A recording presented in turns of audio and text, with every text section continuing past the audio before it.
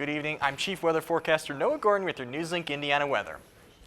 Tonight, as you're headed out here, is going to be another cold night across our region here, but one of the last cold nights we're going to see for quite a while here. Mostly cloudy with a low of 39 degrees with those winds out of the east-southeast at about 10 miles an hour.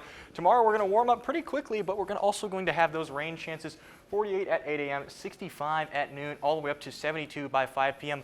But look at these winds here, starting to surge out of the south, 20 miles an hour at noon, all the way up to 20 miles an hour as well at 5, gusting up to 40 miles an hour. And because of that, it's going to bring that moisture and that warmer up into our region and bring us a threat for severe weather tomorrow afternoon. Now, right now, the Day 2 outlook by the Storm Prediction Center has us in that 3 out of 5, that enhanced risk for severe weather. For higher probabilities further to the south, that moderate risk, but here in Muncie and central Indiana, we are still in that 3 out of 5. Now that's going to be damaging winds, hail, and even the possibility of an isolated spin-up tornado or two. So let's break these down into their parts here. Looking at our tornado outlook here, we have this 10% hatched area across all of east central Indiana, and what that hatching does is that's the Storm Prediction Center kind of telling us that there may be significant severe weather possible in this area. In this case, we may see a strong tornado. Now that doesn't guarantee anything, especially here locally, but it's something to watch. A similar thing when we look here at the wind component of tomorrow's severe threat, that 45 to 60% chance of that hatched area, indicating we may see some of those severe gusts up to 75 miles an hour. So you're going to want to be weather aware tomorrow, but we're going to time it out for you right now.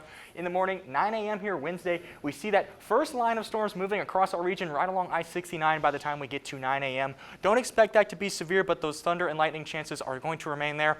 Afternoon, we see some cloudiness and then maybe even an hour or two of sunshine and clearing, which will set the stage for the main event, which is this line of severe storms moving through our region right around 9 p.m. tomorrow night here. We also note some of these showers out ahead of the line. Now, those storms would be more likely to spin as they're out in that open warm sector and available to much more moisture than back here on the line, which would be much more of a damaging wind and a spin-up tornado threat. Luckily, though, we're out of here by the time we get to Thursday morning, 4, 5, 6 a.m. Much cooler, calmer, and quieter weather across our region as we end up in Thursday. Even outside of those storms, though, we're still going to have wind chances across the region here. 9 a.m., those winds out of the south gusting up to about 35 miles an hour in several places, and then even up to 45 miles an hour out of the southwest by the time we get to tomorrow afternoon. So even outside of storms, winds are going to be quite gusty tomorrow as we head into Thursday, though they do calm down just a tad bit. Now, as we look at our 7-day forecast here, rain is going to be abundant throughout the next 6 or 7 days here. 61 on Thursday with that 60% chance of rain, 50 on Friday with that 40% chance of rain. Into the weekend, those rain chances still exist, but then we head into a much below average pattern as we head into next week, with sunshine reappearing by the middle of next week. For more information, make sure to follow us on Instagram, Facebook, and X at NLI Weather.